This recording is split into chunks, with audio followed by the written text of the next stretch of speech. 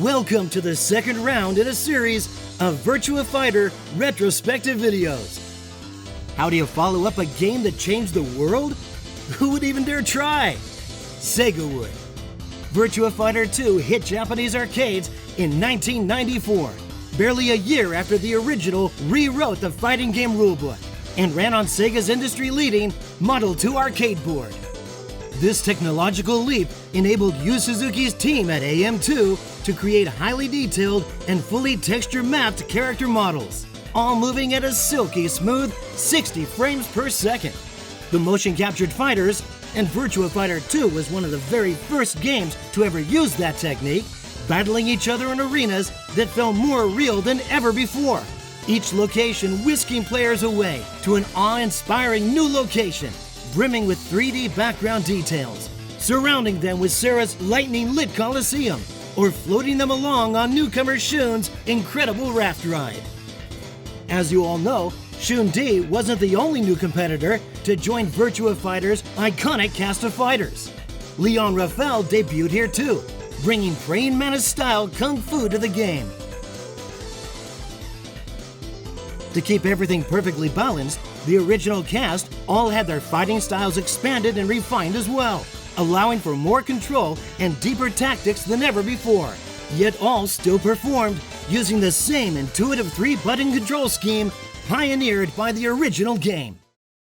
A game this good couldn't be kept in arcades alone for long, and in 1995, proud Saturn owners were able to buy a port handcrafted by AM2 themselves, ensuring that the only way to play a more accurate version of Virtua Fighter 2 for years to come was to buy your very own arcade machine.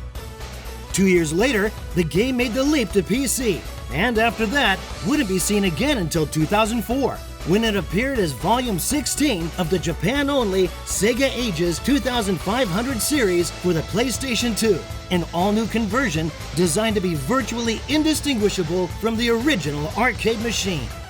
With the series' popularity still burning brightly all over the world, this arcade classic returned as part of 2012's Model 2 collection for the PlayStation 3 and Xbox 360, and since then has reappeared in the Yakuza Series Club Sega 3 times, bringing the game's fighting spirit to a whole new generation. As if that wasn't already enough, the entire cast received an adorable makeover for the arcade, and Saturn titled Virtua Fighter Kids, and were shrunk down in a different way for the Game Gear anime tie-in Virtua Fighter Mini, and had 2 different digital art collections as well.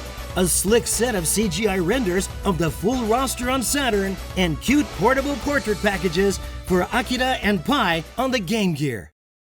There's something else we're forgetting here, isn't there? Oh, that's right!